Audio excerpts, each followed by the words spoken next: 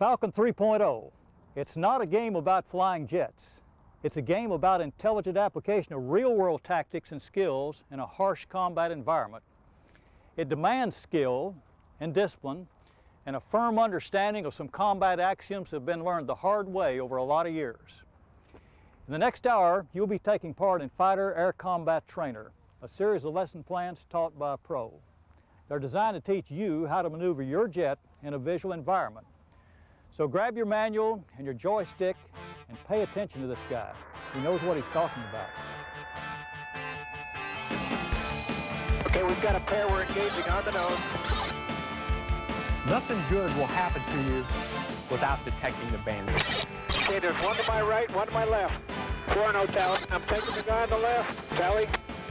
Bandit turns, we got to solve our problem. Okay, looks like he's converting on us, 2-2. I got him off the left wing at 16,000. He's about 6 miles now, second left. When you're maneuvering on a guy, you want to push him away. Okay, heads up, 2-1. You got one coming in. Yep, taking him from the bottom. 2-1's no joy. There is no set situation that always is the same. Fox 2 kill on the high F-15 passing through west. Left-hand turn. 2-3, you got an F-15 on your tail. You're in a bad spot if you're not shooting somebody. Fox 2 on the F-15 and a right-hand turn, 15,000. Going for Jen. Start thinking weapons. Start thinking shooting them and killing them. 2-1, you cleared in. I just killed that guy. Okay, I got both on Eagles above each other. I'm on the high one, visual, the F-16. Tracked it, kill F-15, right turn. THAAD, Spitfire, Sabre, Thud, Eagle, some of the greatest fighters of all time. They're all here under one roof at the United States Air Force Museum just outside Dayton, Ohio. Hi, I'm Colonel Phil Hanley, United States Air Force retired. It was my privilege to fly a few of these planes. Just what is it about these great fighters that makes them seem bigger than life? Is it their performance? The fact that they're powerful and maneuverable means they can put on a great air show, but so can a Pitts S-1. The difference is that the Pitts was built for that purpose. Fighters weren't. What fighters do in air shows are nothing more than byproducts of their mission. These are instruments of war built for the single purpose of destroying enemies and their equipment. A risky business, and therein lies their mystique. Today, Pete Bonanni, who's a current F-16 IP and weapons officer, is going to talk about a family of maneuvers for 1v1 aerial combat. In today's lexicon, they're called Basic Fighter Maneuvers, or BFM. In the past, they're known as dogfighting techniques. But regardless what you call them, they're as applicable to the old Sopwith Camel that sits in that building as they are this F-16 that Pete flies for the Virginia Air Guard. They're the blocking and tackling of aerial combat. In the fighter game, if you can't fly good BFM, you'll never amount to a hill of beans.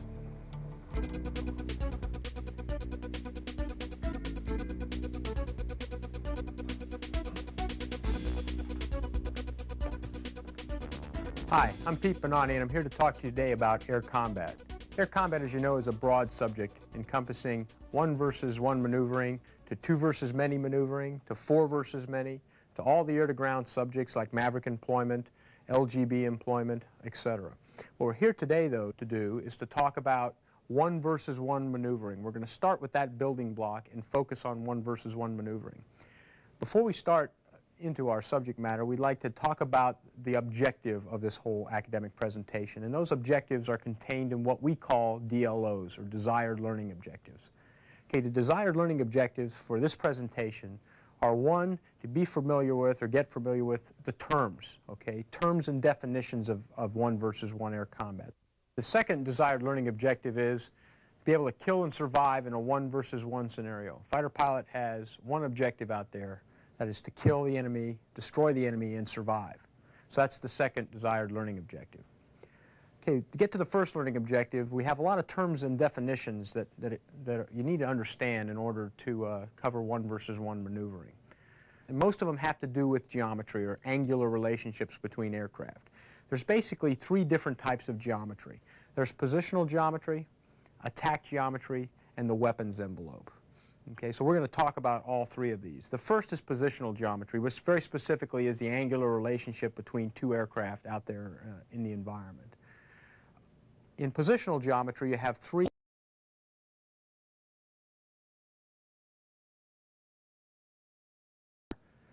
heading crossing angle or angle off, range, and aspect angle.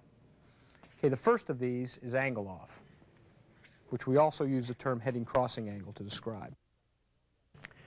As you see from this picture, we've got two jets with velocity vectors in space. The F-16's heading this way, and we've got the Fulcrum going this way.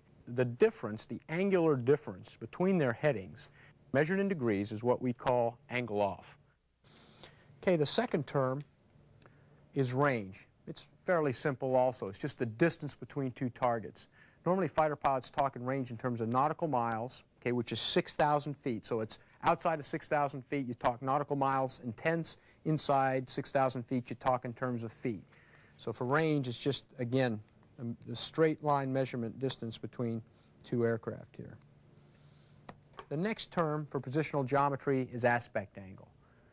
To define it simply, aspect angle is a measure from the target's tail to your aircraft. So in this particular picture, the first scene, okay, from the target's tail to your jet, that's 0 aspect. If you're out in front on the nose of the Bandit, that would be 180 degrees of aspect. Out here, this is 45 degrees right aspect. Aspect is independent of heading, and that's what gets confusing to guys. It has nothing to do with aircraft heading. So this guy could be heading in any direction, and at that particular instant in time, he would be at 45 degrees right aspect. The reason aspect is useful because if you know range and you know aspect, then you also know your displacement from the target, okay, which is going to be important as we're going to talk about soon. The next type of geometry we're going to talk about is attack geometry.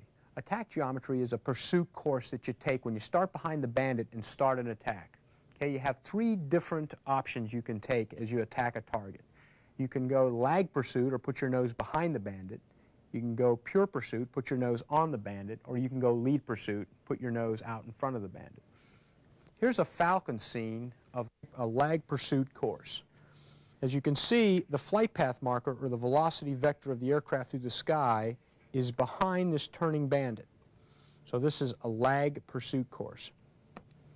The next pursuit option is pure pursuit, and that's when you point directly at the target. Okay, if you put your flight path marker on the target or near him, okay, that's pure pursuit. And here's a Falcon scene of pure pursuit. You have the target, okay, you have your flight path marker, and they're kind of co-located right there together. So here the fighter is flying a pure pursuit course. Now, if you took that same flight path marker and drug it out in front of the target, okay, that would be lead pursuit, okay, a lead pursuit course. So what are your attack pursuit options? We started out behind the Bandit, okay, and our pursuit options were nose behind, lag, okay, nose on pure, nose out in front lead. And you can see what that does in terms of your heading crossing angle. If you maintain a lag pursuit course, right, you're going to maintain more or less a constant heading crossing angle. If you pointed them all the way in, what's going to happen? You're going to end up with increasing heading crossing angle. Lead pursuit course will tend to solve your heading crossing angle problems given the fact you can maintain your nose and lead. Okay, so those are the 3 attack options. Okay, the next geometry subject we're going to talk about is weapons. There's basically 3 types of weapons, okay, that are carried by a modern fighter: radar missiles, heat missiles,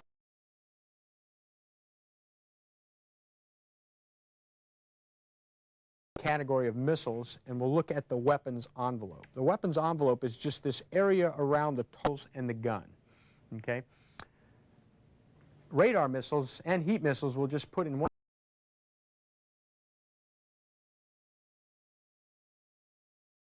target where we can enter and be in parameters to shoot a missile, okay? That's this area here. The minimum range, if you're inside here now, you can't shoot, is called R-min. The outside range is called R-max, and the area in between is normally dictated by the type of missile you have and by what the target's doing. Okay, if you have like an AMRAAM or a long-range missile, it grows, and if you have a heat missile, then it would be smaller. Also, if the target's going faster, okay, that would make this particular area out front grow. It would also make this area shrink if you were behind, because now if you were shooting somewhere in the front, the missile could get there easily because the envelope would grow in the front because of his speed. But if you were trying to shoot him from behind, if he was going faster, okay, that would shrink R-max in the rear because now the missile has to go faster to catch him. The gun is the next weapon, and the gun is different from missiles in that obviously they don't guide. They're unguided projectiles. You fire the gun, it goes out there, hits the target, or it doesn't. Okay? So the gun envelope isn't a donut, it's just an area around the target. You have the maximum range out here, okay, in the front for most gunshots in an F-16. It's probably somewhere around 4,500 feet, and in the rear it's probably somewhere around 2,500 feet. But again, there's no min range because it's just a bullet. Anywhere in there you could shoot the gun and hit him. Now you got to realize if you're taking a shot really in close, you can end up wearing part of his aircraft, you know, if you hit him, you know, and I've seen that on the Dart. You know, guys hit the Dart inside 1,000 feet and pieces of the Dart, you know, rain all around their aircraft. So you got to be careful, but there's no arm in that the bullet will still kill him. Might kill you too, but the bullet will still kill him. We have just covered terms and definitions used to define the geometry of air combat. We have discussed three basic types of geometry: positional geometry, attack geometry, and the weapons envelope. Positional geometry is the angular relationship between two aircraft and consists of angle off, range, and aspect angle. Attack geometry consists of the pursuit options that can be taken by the offensive fighter. These pursuit courses are lag pursuit, pure pursuit, and lead pursuit.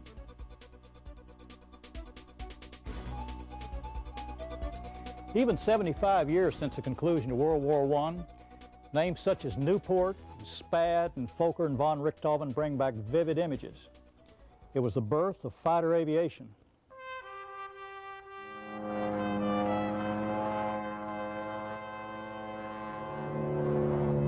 As the war began, the aircraft was used only as a scout.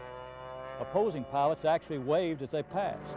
But this courtesy ended the day one of the pilots pulled out a pistol and fired at the other airplane. This, of course, led to handheld rifles, then flex-mounted guns, and ultimately to the fixed forward-firing machine gun. Once the gun position became fixed, the aircraft became the aiming device, and through necessity, basic fighter maneuvers were born.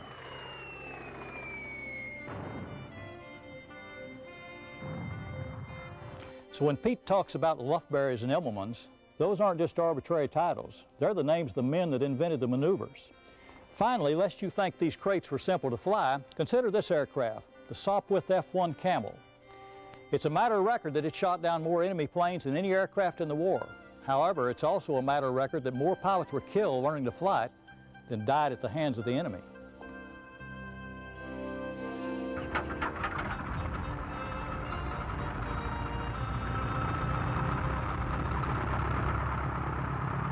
We just talked about basic terms and definitions. Now let's talk about offensive BFM. Here are the offensive BFM DLOs.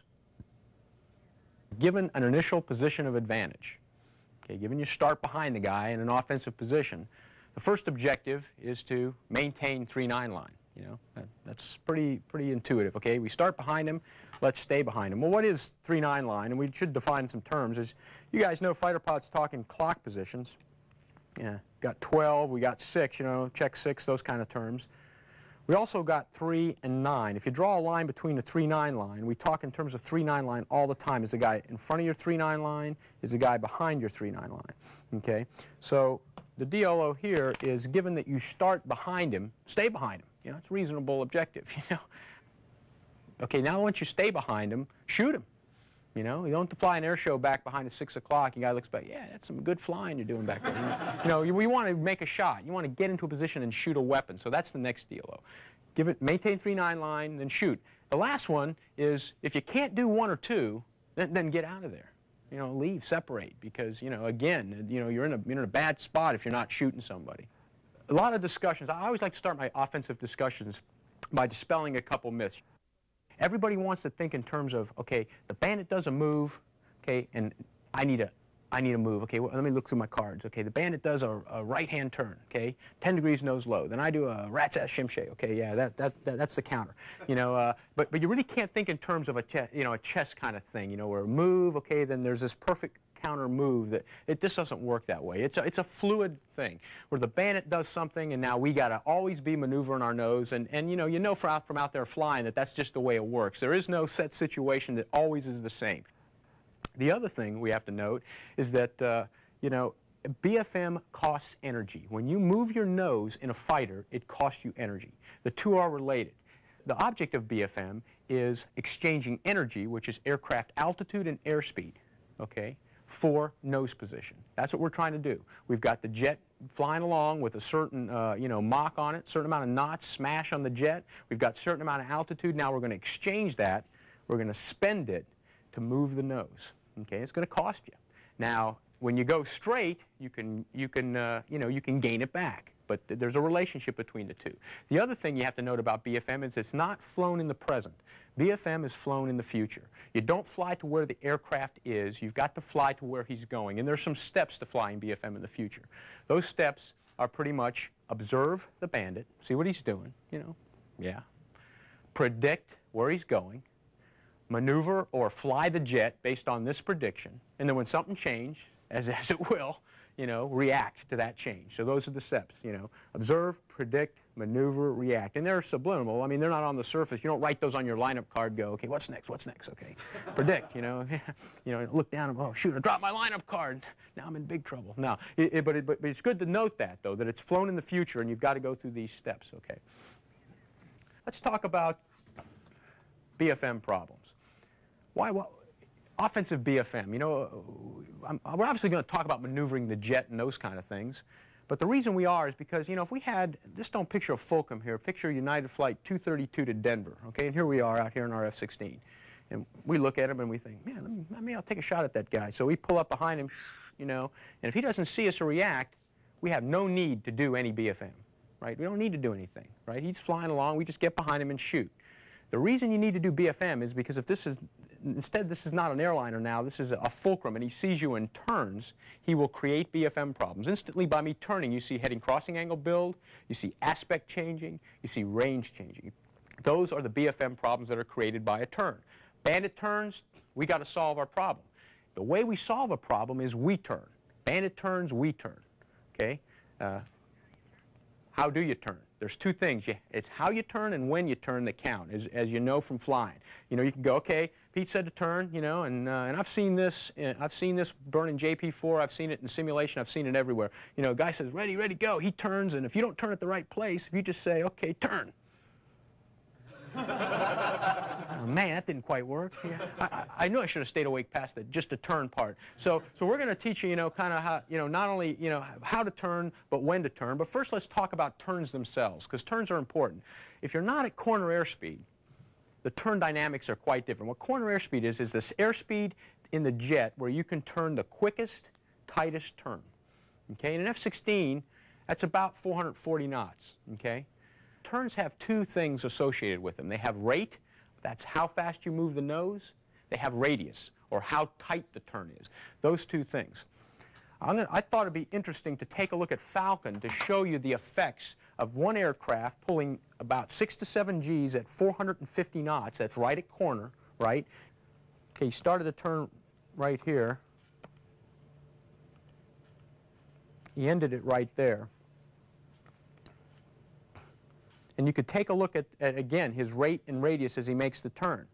The next guy I'll show up here turning, he's at 550 knots. He's 100 knots above corner, and you can take a look at where his rate and radius is carrying him, much farther out. Okay, he's all the way out here. And also you would note, if we took a look at this thing, this guy started here, got all the way around the corner to about here. In the same time, it took this guy starting in about the same place and getting to right about here. So 100 knots of airspeed difference makes a big difference in radius. But just as important, it makes a big difference in rate also. You're just not moving the nose. I might also note that these guys were both at the same G. So they're both suffering equally. Because G is you suffer under G. But one guy's not doing too much at all for the amount of suffering he's doing, and the other guy is moving the airplane around. So it's very important to be at the right airspeed, right at corner airspeed when you do this. Okay. Those are turns looking up from above. Now let's take a look at a vertical turn. Vertical turns are different in many ways, primarily because we've got gravity. Okay, so what gravity tends to do is flatten out the turn on the back side, and up at the top side you'll notice you can get a much tighter radius and a much better rate. And this is what fighter pilots call the energy egg. It looks like an egg. Okay, because you get a much better turn up here at the top, and you have a much worse turn here at the bottom. And that becomes important when we start to talk about head-on BFM and those kind of things. The nose-high fighter has a big advantage. Why? Because he's got God's G at the top. You know, he's got like the big hand pushing him down. Down at the bottom, you have the, you know, the negative effects of G at the bottom side. So you've got to play that, okay, when you're fighting BFM. The next concept with turns is turning room. You need room to turn. You can get it vertically, or you can get it horizontally, or horizontally displaced from the bandit. Either way, though, when you're maneuvering on a guy, you want to push him away to get some room away from him so you can turn. And when you make that turn, what? You want to be at the proper airspeed. How much turning room do you need? You need a diameter. You need a turn diameter. I mean, how much is a turn diameter for an aircraft at 450 knots? Well, it depends, because vertically up here, a turn diameter is probably, you know, a lot less because you have God's G. Down underneath, it's a lot more, and then horizontally, that's another number too. But normally, about 6,000 to 7,000 feet is what you need displacement for about a 7G turn. A little less for up here, a little more for down here, but you need to get away from the bandit. You need to push him off so that you can take this radius now and fit it around to fly behind the bandit.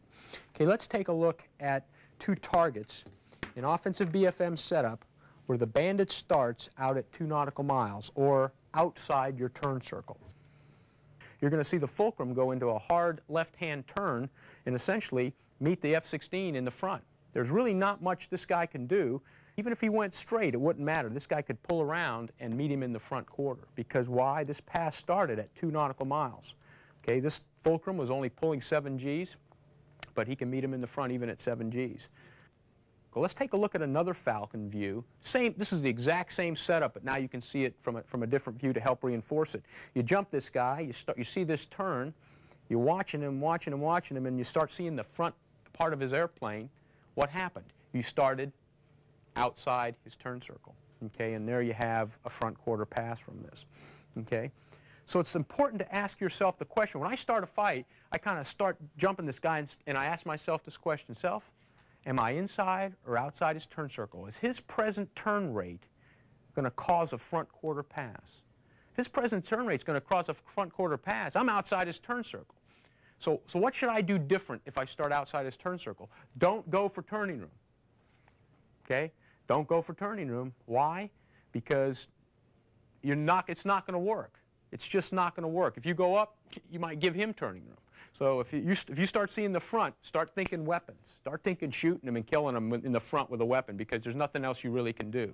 Now let's show a pass inside the turn circle, and you'll see from Falcon kind of how much different this one is. This is about a 7,000-foot setup. Again, fulcrum against F-16. Fulcrum's going to go into the same left-hand turn at the same G, and the Falcon's going to pretty much react to pretty much the same way he did before. However, the geometry is different from the start. Here's another view of the same thing. Exact same turn. Quite a bit different. You don't see that front part of the airplane during this turn. You just see the F-16 maintaining 3-9 line position, pulling, and then finally closing in for a gunshot or a missile shot or whatever he's in parameters to take there. Okay. It's important then to talk about how we turn. I like to use an anatomy analogy. If you start at the shoulder, the guy can turn and meet you in the front. Okay, he can turn and meet you in the front. You're too far out. You're outside his turn circle. If you start closer in, near the elbow, now you can maintain your position on him because you drive into this elbow position just like you saw in the telestrator, and you can maintain your position. How do you get to that spot? That's the key of offensive BFM. Fulcrum's out there flying around. Okay, you're starting behind him. You start to see him turn. If he doesn't turn, no BFM problems. You just drive behind and kill him. Okay, but he starts to turn. He's giving you BFM problems. You've got to solve those problems with the turn. You ask yourself, am I inside or outside this guy's turn circle? If I'm outside, then I better start thinking weapons, weapons, weapons, weapons, and then a head-on fight. If I don't start seeing the front of his airplane, then what do I got to start thinking? I got to I got to BFM. I got to do offensive BFM. I got to drive to where the fight started. Okay, drive to where the fight started. That's the first step. When he turns, say, okay, he started his turn right about there. I remember this discussion of getting to the elbow, so I'm going to fly to the elbow. I'm going to drive to where the fight started, and then I'm going to start my turn when I see the line of sight rate start to increase. Okay, the fulcrum's going to turn, and at some point he's going to start to turn rapid. When that line of sight rate increases, that's when you want to start to turn. And I've sat there in the back seat of D model and B model F-16s and seen that place come and go, and we're still driving, you know, because the guy, it just takes time to figure, you know, we're driving along, and there's a line of sight rate. Nobody's turning. Turn, you know, too late. We turned too late. So I've got a crutch at 30 degrees off the HUD. That's when you want to start your turn. And if you turn right there, you make your turn, you drive your flight path marker to a lag pursuit, 2 ship widths back, and you just hold that lag pursuit course, hold that lag pursuit course, hold that lag pursuit course until you get to 3,000 feet. Remember, BFM is an exchange of energy for position. So you're spending knots for nose position all the way around this corner. When you get to 3,000 feet now, the fulcrum's slower and you're slower, and now at 3,000 feet, that's the turn diameter. That's when you want to now pull the nose onto the target and take your gunshot. One note of caution as you pull your nose on them. When you get your fuselages aligned, what controls overtake when your fuselages are aligned? Your left hand, the throttle. Okay, out here, you can do it with nose position. You control your overtake with nose position. When you get your fuselage aligned, the only thing that controls overtake is this left hand. When you start seeing low aspect, low heading crossing angle, you got to use the throttle, look at, you know, boards, whatever you need to control that. So now we're right in for a gunshot now on the guy. We were at 3,000 feet, we pulled our nose on him, and we'll just show that here in Falcon. The guy has flown effective BFM. He got into 3,000 feet, his nose was in lag as you saw, and now he's pulling his nose up to the target once he gets to 3,000 feet, taking the gunshot and getting the kill. Now note, all gunshots have one thing that characterizes them, and that is the gun cross must be put right off the nose of the aircraft. If that aircraft jinks, then take the gun cross and move it to the new position. Okay, aircraft makes a move, take that gun cross and always keep it, just project a long pitot boom off the target and put that gun cross right on that pitot boom. If he jinks, put the gun cross up there, and then let the funnel catch up. First move the gun cross, because that's the true departure line of the bullets. Next, play the funnel to make the shot. Offensive BFM is the series of aircraft maneuvers we use to stay behind an opponent and ultimately fire missiles or the gun. In our discussion of offensive BFM, we talked about the need for being inside the bandit's turn circle before maneuvering for turning them. We also discussed the steps for driving your jet into gun parameters. Remember, offensive BFM is not a set-piece move-counter-move event, but rather a series of fluid maneuvers flown in the future, not to where the bandit is, but to where he will be.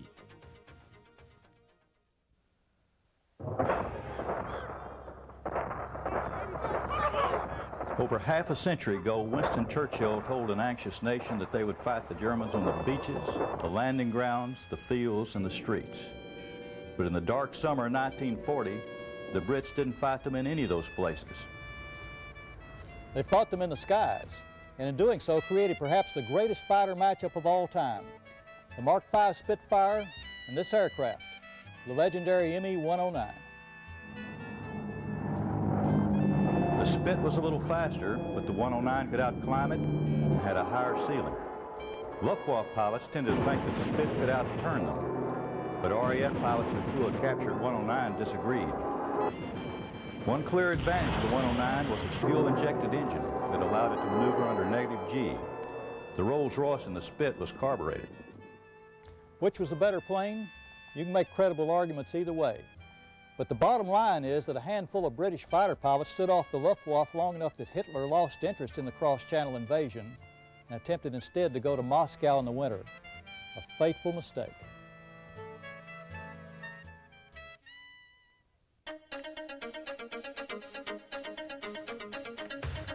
Okay, next up is defensive BFM. We talked about offense where we started with initial position of advantage. Now we're going to talk about defense. Okay, in defense, the bandit has an initial position of advantage on you. And of course, we've got some desired learning objectives for defensive BFM. The desired learning objectives are given an initial position of advantage by the bandit.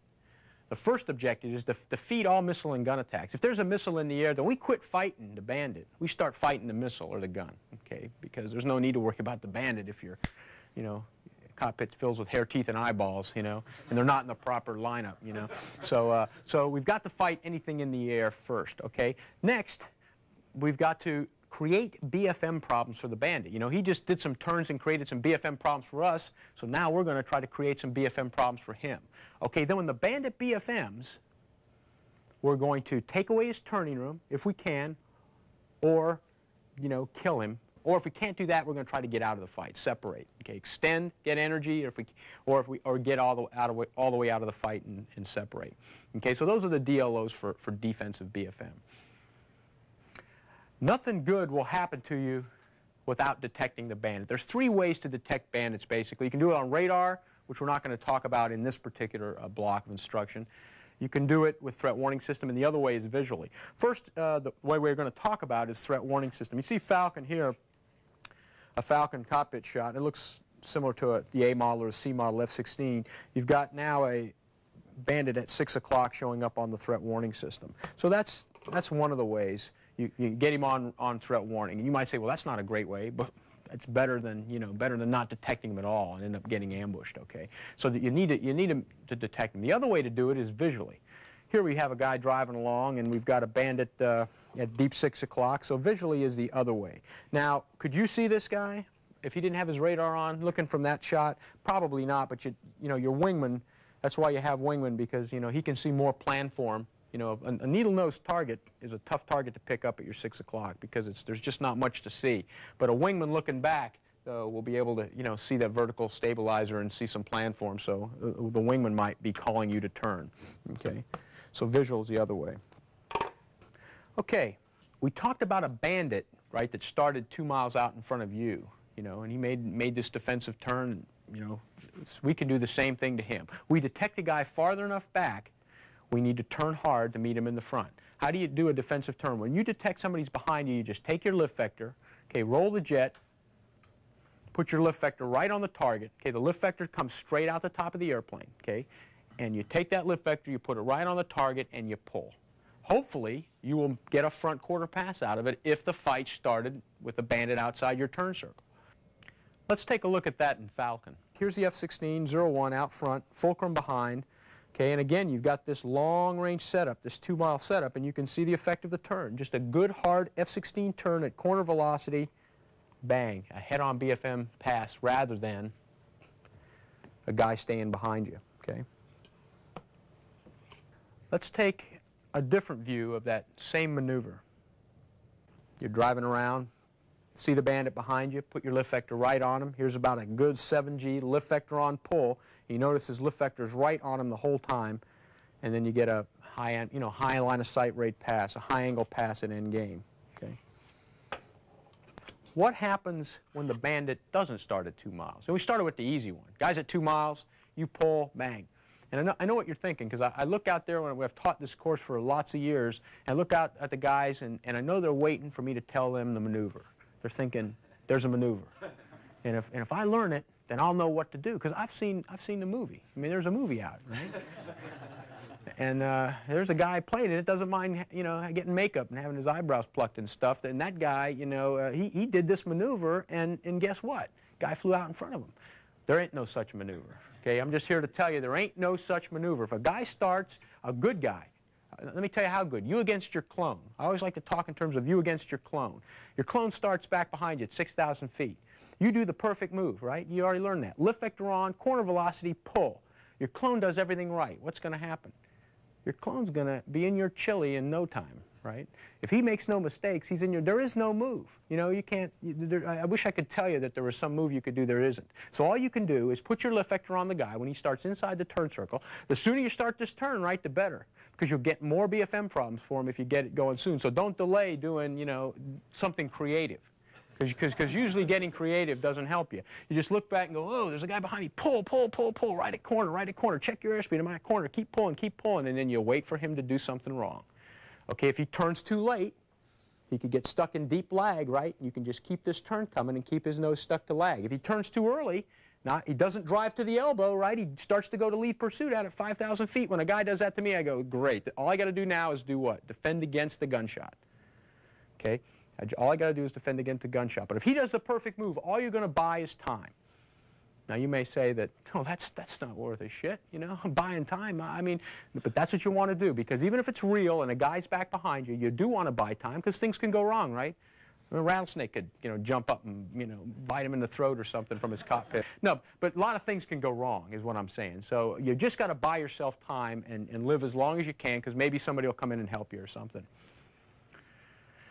Okay, here's a defensive turn at 1 mile, and we're going to see the effect of a you against your clone fight. You know, I mean, this won't have a surprising conclusion.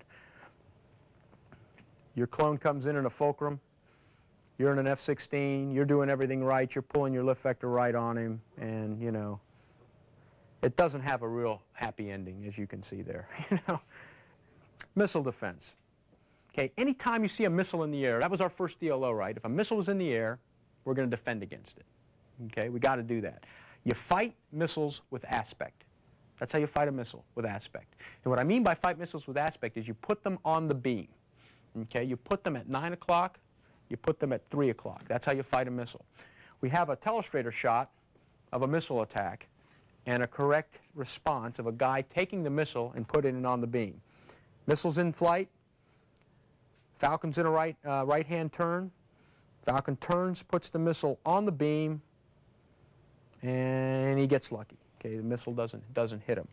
Why do you put missiles on the beam? Okay, you put missiles on the beam because it makes them pull the maximum amount of lead.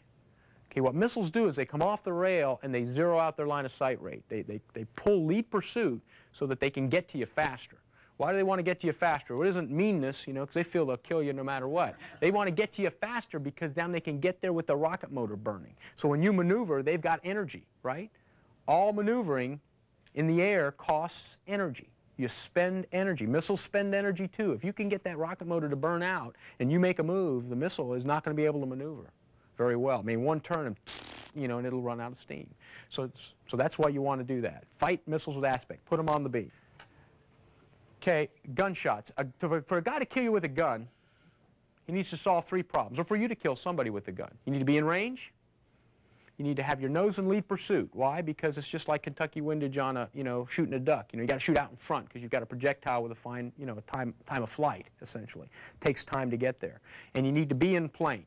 Those are the 3 things you need. Those are the 3 things he needs when he starts to close to you for a gunshot. Which one of those do you think you can deny him? Could you deny him range?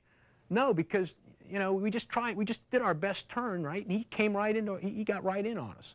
Can you deny him lead? That's what we're trying to do. We're pulling as hard as we can, trying to get his nose in lag. But if he drives to the elbow, right, and at about 3,000 feet pulls his nose to lead, you can't stop him from getting lead pursuit. If you could, you're doing the best you can pulling, right? No, you can't deny him that one either. So the only one you can deny him, usually effectively, is plane of motion. Okay, how do you deny him plane? You deny him plane with a violent maneuver where you just roll the airplane at least 70 or 80 degrees and then pull out of the plane you were in. You've got to do it at the right time. Okay, you've got to do it at the right time. If you do it too early, the guy can just reposition. You know, the fulcrum guy sees you out there, he's coming in for the gunshot, he goes to lead, you go jink. You jink too soon, he makes a correction. Okay, doing it too soon is bad, but doing it too late is worse. So, you know, as you start to see him come in and go, ready, ready, you know, then your left arm's sawed off by the gun. Oh, no, now I can't adjust the throttle. Oh, shoot, you know. So, anyhow, let's take a look at a good, effective roll out of plane. Okay, you got a bandit coming in on an F-16, and you see the guy jinking here, rolling out of plane, okay? And getting out of the funnel is really what you want to do because the funnel shows the bullet dispersion of the gun. So you want to make a violent enough move to maneuver completely out of plane. Here you see, you know, the guy out of plane with the funnel. Defensive BFM is easy to understand. Put your lift vector on the bandit and pull. The bandit is outside your turn circle at 2 nautical miles. You can force him in front of your 3-9 line with a 7G pull. The bandit starts near your turn circle and drives to lag. You're in big trouble. There's no magic moves to spit him out. All you can do is hope for a mistake and take advantage of any bandit blunders. If no mistakes are made, get ready for a guns jink. Remember, it is better to jink too early rather than too late. Here they are side by side, the air combatants of the Korean War. This is the F-86A Sabre, to this day one of the most beautiful jet fighters ever built. Big bubble canopy so you could see, low wing loaded so you could turn, good speed, good stable gun platform. Posing the Sabre was this airplane, the MiG-15, an aircraft that set the mold for many a Russian design that would follow. It had a big engine, high left wing, and 3 very large cannons.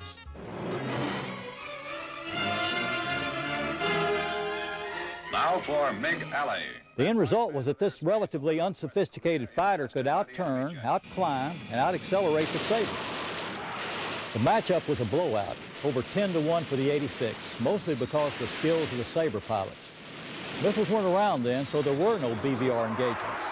The men who flew F-86s found these MiGs with their Mark I model eyeballs, used mutual support, discipline, and great BFM to get to their 6 o'clock, and simply blew them away the old-fashioned way with 650 caliber machine guns.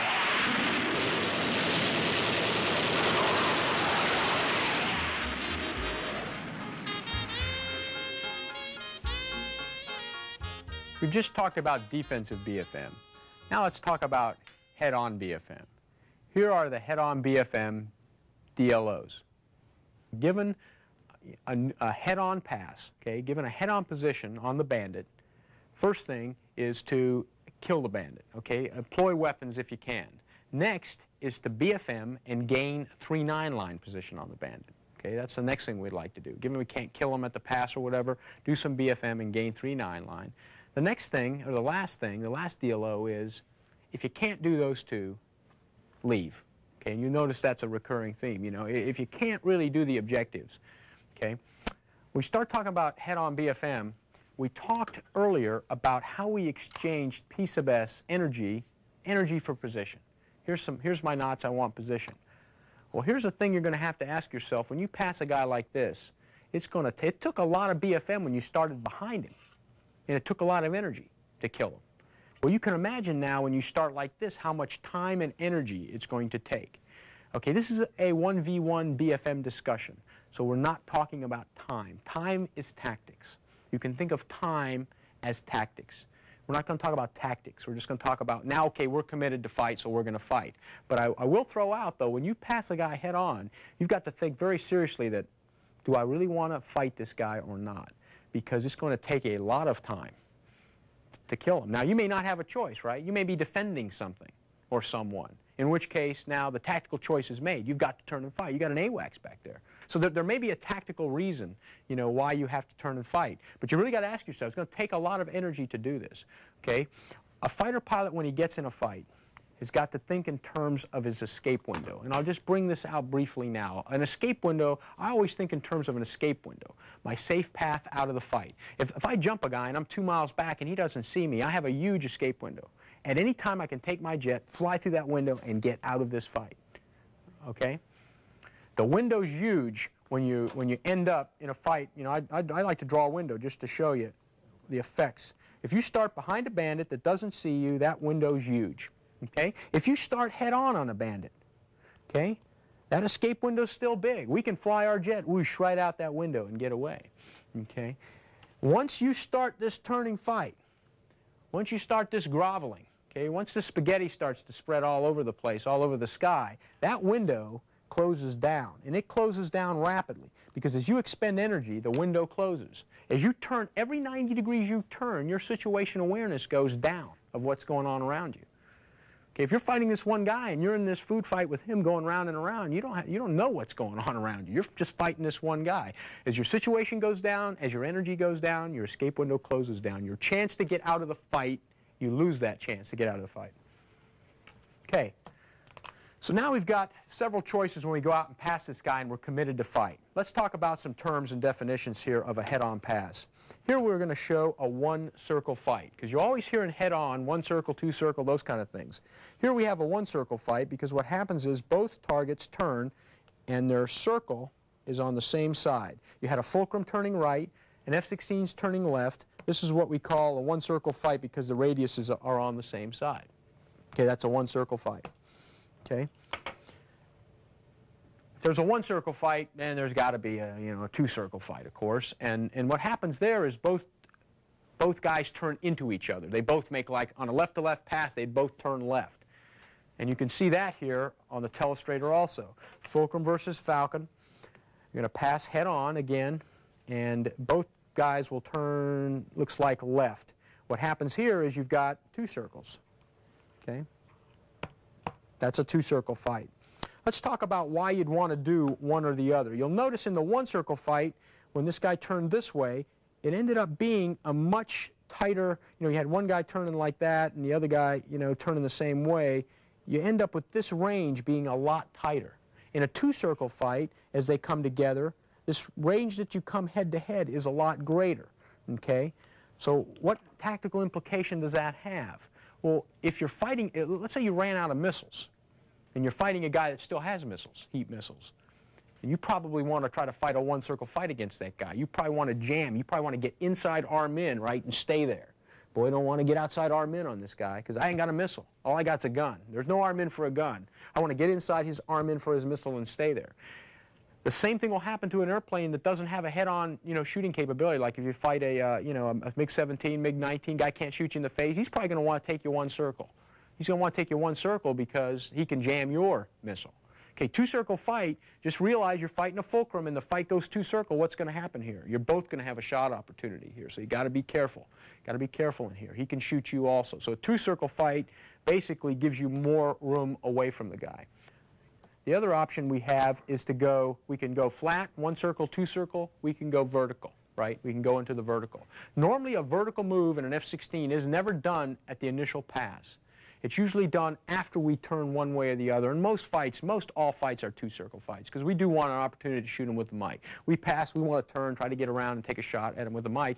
And most head-on fights, if they're similar airplanes, right, starting at similar energies, Fulcrum versus, F-16, what's going to happen? It's just going to end up being get lower and slower in this grovel. Okay, as we spend energy for position, lower and slower in the grovel. At some point in there, though, you can take the fight vertical. Okay, you can use that energy egg we talked about. You can take the fight up into the vertical, okay, and that's another option. The time I use the vertical is when I go out there and look up at the sun and say, there it is, right in front of me. Because if I get that sun lined up and create a shadow in the cockpit, and that guy's down from that shadow, well, guess what? He doesn't see me.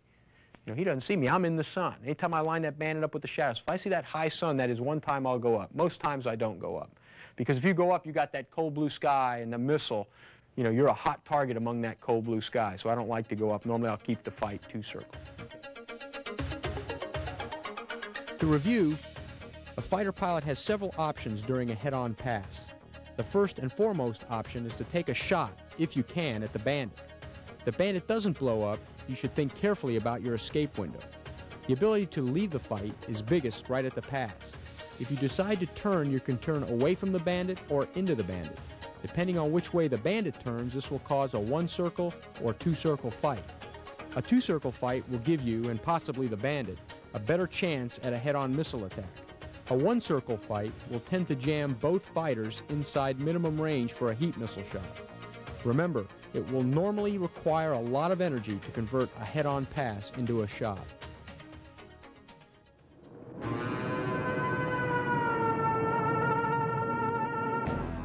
The Century Series aircraft that replaced the F-86 all had one thing in common. They're fast as hell. Now, speed's fine, but it's not everything. When you put razor-thin wings on a fighter so it'll go Mach 2, you can't turn. When you discard the bubble canopy in favor of an aerodynamically slick design, you can't see. But you play the hand you're dealt. This is a 105 Thunder Chief, affectionately known as the Thud, the biggest single-engine fighter ever built. It was designed to deliver nuke weapons very low and very fast, but it ended up hauling iron bombs and rolling thunder. On paper, in a pure 1v1 against a MiG, it hardly stood a chance. Yet Thud pilots shot down 27 of them, 25 with a gun. They didn't accomplish this remarkable feat because of the air-to-air virtues of the Thud. They did it through discipline and mutual support and guts.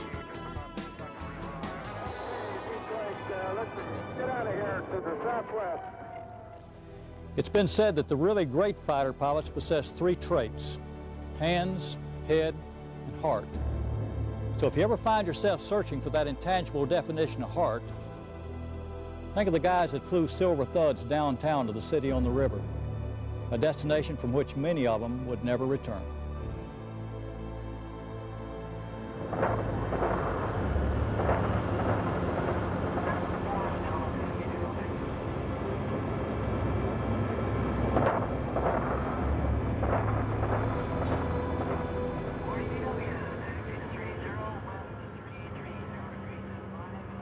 So now we're going to take some questions from a Falcon users group called the 510th Tactical Fighter Wing. Any of you guys have any questions on the stuff we just covered? Pete, I got a question for you. Sure. You were talking earlier about maintaining a optimum turning rate of about 440 knots. Yeah. What's the difference between maintaining a steady turn and going into a turn, jamming full back on the stick, pulling maximum G's, and losing energy? Are you going to come out with the same end result? Yeah, the issue is, do you maintain right at your airspeed, you know, and do whatever G it takes or do you just pull and spend it all? On almost every case that I gave you here, when you're on defense, you spend it all. Because the concept is, why die with a 50 extra knots? You know, I mean, you know, it's just like, you know, you get to heaven, you say, hey, but I got 50 extra knots. Nobody cares up there, you know, or wherever else you go. You know, how many knots you had on your jet when you get killed, when you died. So we really don't care. So really, when you're on defense, you just spend it. But on offense, that's a very good question, because really, when you're driving here, remember I said you're going to put your nose in like pursuit? Well, a couple ship whiffs back, I mean, that's not very precise. So right in there is where I like to maintain my airspeed. I think that's an excellent point, because when the guy's behind you, you just turn. Okay, but when you're head-on, or when you're on offense, now you can play that turn. There is no need to just spend it all. Over time, you will turn better if you keep your airspeed. But you've got to be in a tactical position to do that, and this is not it. This is create maximum BFM problems right now, because you remember, each time tick he closes, your ability to generate problems is less. Yeah. It's less, because now he's getting inside your turn circle. So you want to just spend it here, but on the other situations, offense and head-on, you want to try to maintain corner. Now, there are times when I feel I can get a shot, I spend it. I just spend it. And also on offense, you're not going to be able to stay at corner. I mean, because you're going to start to see this lag build. You're just going to have to keep pulling. You don't want to get too far back in lag, or else now you're going to get this big thing. So you want to try to stay at corner, but you're not going to be able to do it, you know, at altitude. At sea level, you probably could in an F-16, but at 20,000 feet, you're going to bleed off energy in a turn, you know. Okay, next question. Yeah, I've got one. So when you get to that control position, if the Bandit starts doing the scissors, do you recommend trying to get slower? Yes. At that point? Yes. Yes, you've got no choice but to get slower. When you start to see this low heading crossing angle, you control your overtake with throttle. And we have a guns defense out now. It's the most current rage to sweep the F-16 community, called the Snake, and where a guy just does a snaking guns defense. He's pulling and he's doing a subtle throttle changes with each move of the snake. He's snaking, you know, and then he turns and rolls and he kind of snakes back the other way. And each time he's slowing down, hoping that you're getting bored in on him, and whoa! Now we're into this, you know, a scissors situation. So the answer is yes. You have got to slow down. You don't care. You're going to kill him. You want to kill him, because once you kill him, now you can speed up. You see, so you don't want to just say, well, I want to maintain my energy. I want to maintain my energy. I want to maintain. Good. I'm glad I did. Now I got a good defensive turn to do. You know, you don't want to do that. Use your throttle to stay behind a guy. Because once you're committed, I said, your escape window's closed. You got to kill him. So you just have to do with left hand whatever you have to do to kill him. Pete, why is it that in offensive BFM, the yo-yo maneuver is taken away from us? Well, yeah, we didn't talk about yo-yos, and whenever you read any material or see things, even people talking, they talk in terms of yo-yos. Yo-yos are a maneuver that we used to do, and what it's based on is the Bandit turns, and you make a turn. But instead of making this turn in the horizontal like we did, you make a vertical turn. You climb, you get turning room above the Bandit. Now you use God's G to turn more efficiently in the vertical, okay, than this Bandit's doing in the horizontal. But the premise is that you gain this turning room and you own this turning room, that this Bandit cannot come up into you and take the turning room away, okay? And when I learned how to do this in F4 against an F5, for example, I'd drive into my F4, the F5 would turn, and then I'd take the F4 uphill into this yo-yo. It's about 3,000 feet above the Bandit. And then I'd come downhill, turn that old Rhino, you know, better in the vertical, you know, than this F5 was turning. But the F5, after about 90 degrees of turn, was stuck horizontal. It could not come up to take my turning room away. If I had been fighting somebody that could come up, like an F-16, I would have gone uphill, right? Then this guy would have turned, and he would have come up into me to take away my turning room, which is a learning objective for BFM, take away his turning room. And now you'd have almost like a head-on pass, because instead of being stuck here now where I can turn, and get behind him, this guy can now pull up into you, and guess what? Now, this guy's got his nose high, you've got your nose low, and he's got the first use of God's G to lead turn you down the backside. So you're actually at a disadvantage. Okay, we've talked about 1v1 maneuvering. We've talked about offensive maneuvering. We've talked about defensive maneuvering and head-on. Hopefully, I've given you the techniques that we're currently using out there, in the F-16 world, so that you can take those and use them to be successful out there in combat. One of the things that's important to a fighter pilot is style. You like to do things with style. There's no doubt you can fly around, get some shots, kill some people in the simulation, have fun. But really, we're trying to do it with style. What style implies to a fighter pilot is discipline, execution of the basics. What you're going to find out there when you fight, that this stuff has got to be instinctive. You're not going to do your best creative thought when you're under pressure in the fight, whether it's when you're doing it with JP4 or whether you're doing it in the simulation. Remember, you've got to train like you fight, and fight to win.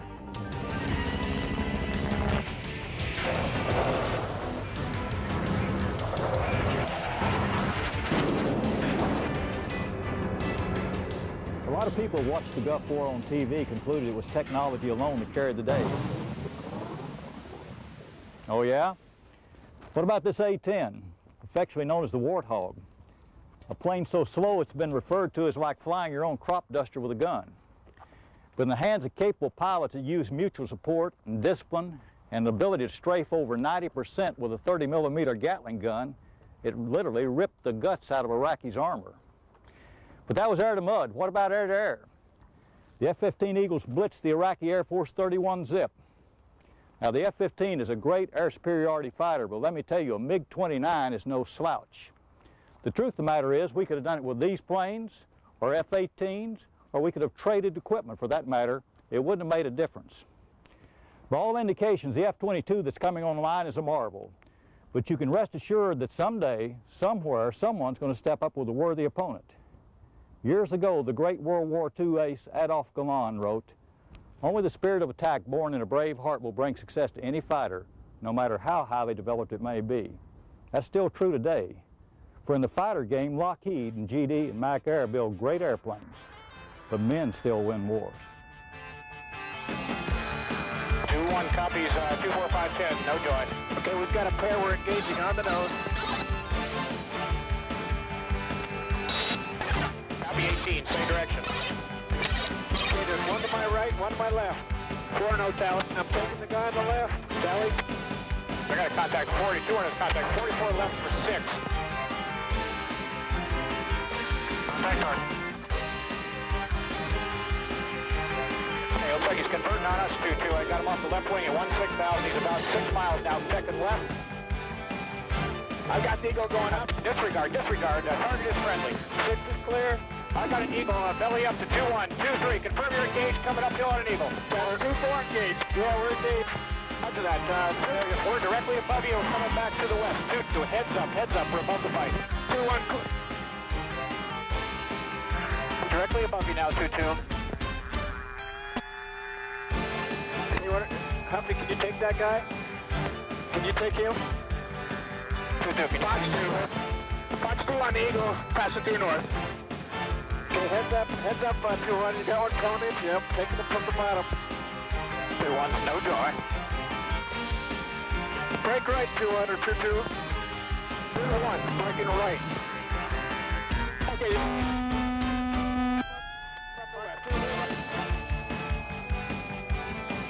Got one at your 6. Fox 2 kill on the high F-15 passing through west. Left-hand turn. 2-3, you got an F-15 on your tail. This is Corpus on guard, Bronco 1. Fox 2 on the F-15 and a right-hand turn, 15,000. Don't forget. 2-1, go ahead. 2-1, you're cleared in. I just killed that guy. Okay, I got both on Eagles above each other. I'm on the high one, visual, the F-16. Tracking, kill F-15, right turn at Oscar West. Okay, RG-21, status is this. You shot down all of the F-4 air-to-air aircraft. Understand on the F-14s? The F-14s and the F-15s. All gone. And have they departed the area? Negative, they're still in the area, but they understand that they're all dead. Yeah, that's what we understand. Thank you.